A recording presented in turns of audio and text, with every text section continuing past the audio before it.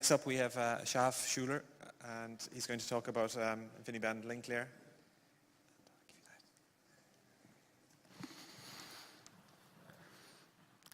Okay, so I'm Shahaf, and we're going to discuss support of InfiniBand link layer in DPDK.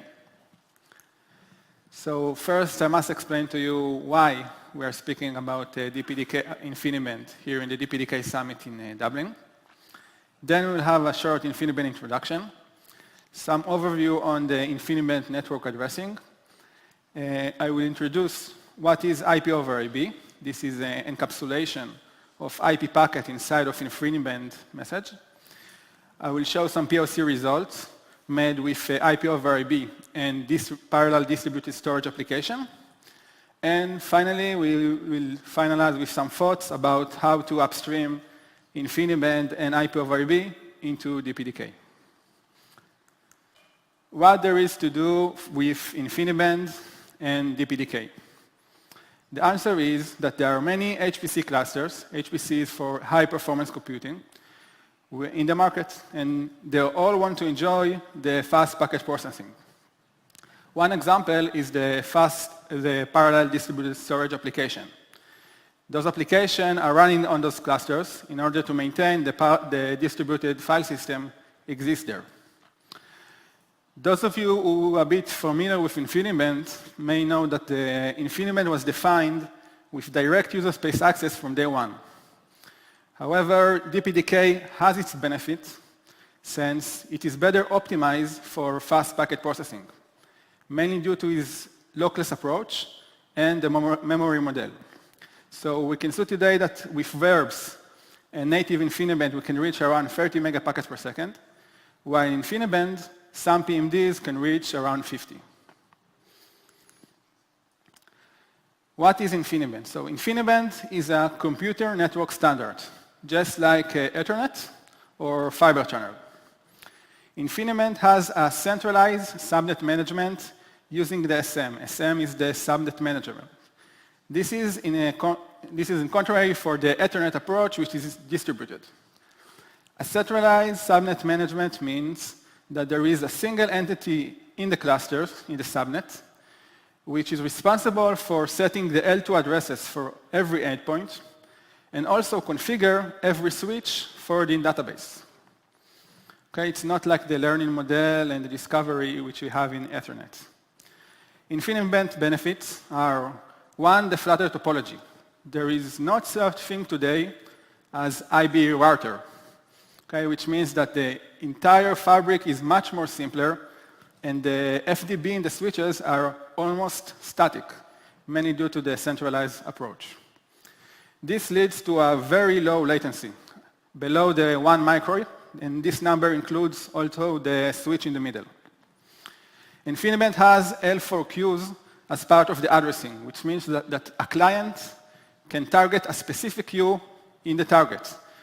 You don't need to set up any RTE flow rules in order to direct into a specific queue. The client can choose it. And finally, this is the RDMA operation, which stands for Remote Direct Memory Access, which enables the user with RDMA write to write large buffer up to 2 gigabytes from its local memory into a specific address on the remote server without involving the remote server CPU at all. The access is direct. Same can be done with RDMA read, where the client reads from the remote server a specific address into a specific address in the client side, again without any CPU involvement. I choose to present IB addressing with a comparison to Ethernet. So in Ethernet, we have the MAC, which is 6 bytes. In InfiniBand, we have the local ID, lead. The lead range is much smaller, which leads that the InfiniBand subnets are limited to 64 kilo of endpoints. And are also statically configured by the SM, meaning one endpoint cannot suddenly decide it wants to change the lead or maybe add multiple leads into the same port. as it do with Ethernet. There is an option in Ethernet to divide the LAN into multiple VLAN using the VLAN protocol. In InfiniBand, the equivalent is the P key, partition key, on which you can divide the network in the same way. One difference is that the partition key is part of the L4 of the InfiniBand, while in the Ethernet is part of the L2 and validated by the switches. This also means that there is no VLAN offloads in InfiniBand. Moving now to the L3 layer, we have the IP. In InfiniBand, we have the GID, global ID, again, fixed and set by the SM.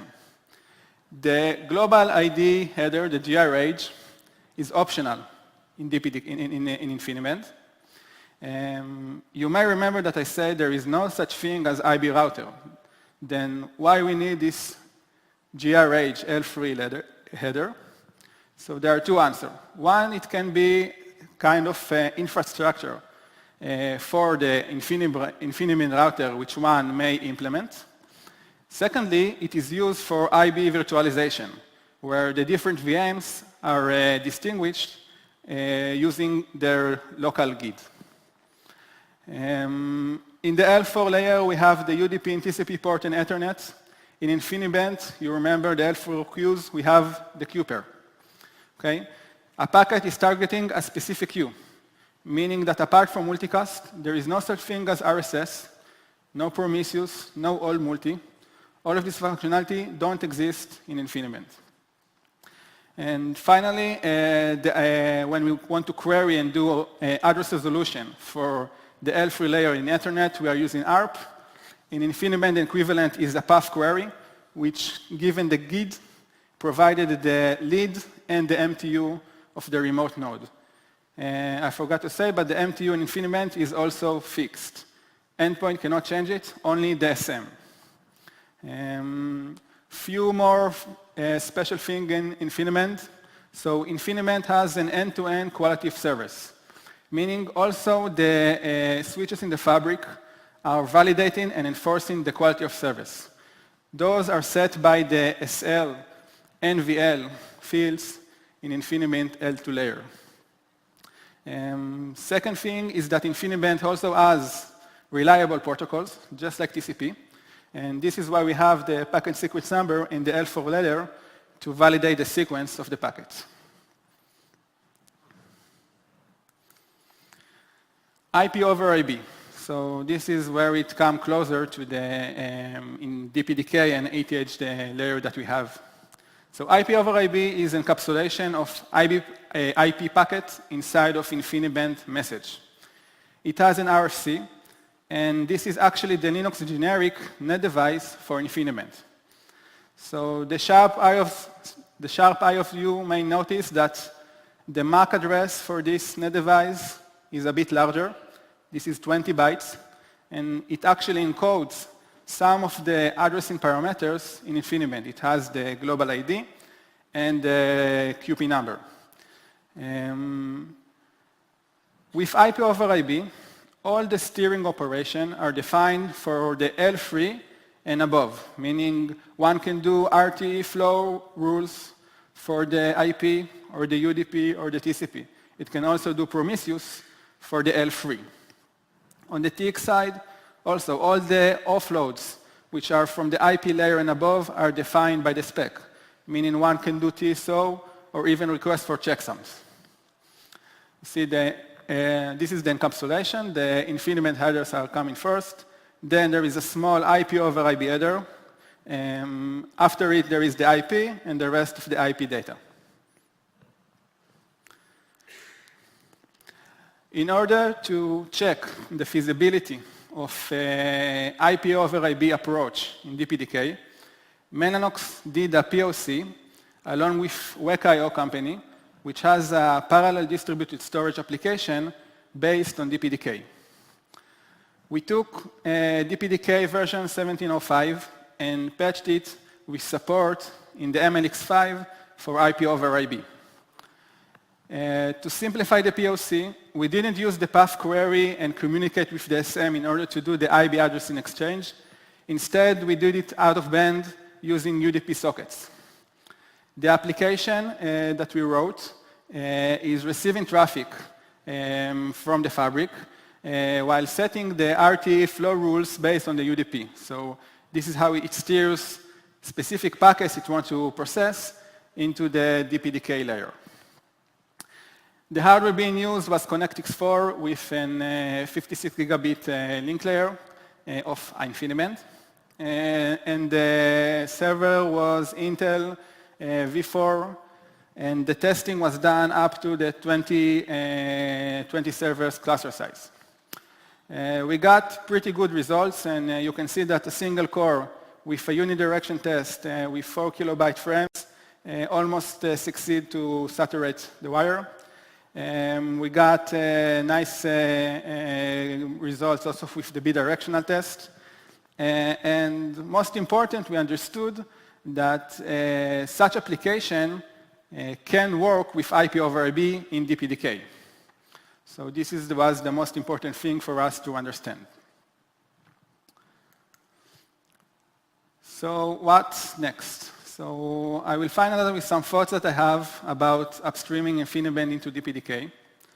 So for native InfiniBand, we may need to introduce a new IBDev library. Considering the functionality provided with InfiniBand is completely different than the one possible in Ethernet. We could think about subsection in the Ethernet dev layer for IP over IP, since from the IP and above, we have some shared functionality. For example, the flow rules, the checksums, the TSO. The ARP, the path query of InfiniBand is much more complex than the standard ARP of an Ethernet. So we may, when upstreaming it, we may need to also include some libraries which help with the address resolution in order to ease application lives. And as you might think, some MBUF changes may be required, as in InfiniBand, a part of the Ethernet address, you also need to pass the InfiniBand address, okay? Because this is also part of the addressing. So that's it. Questions?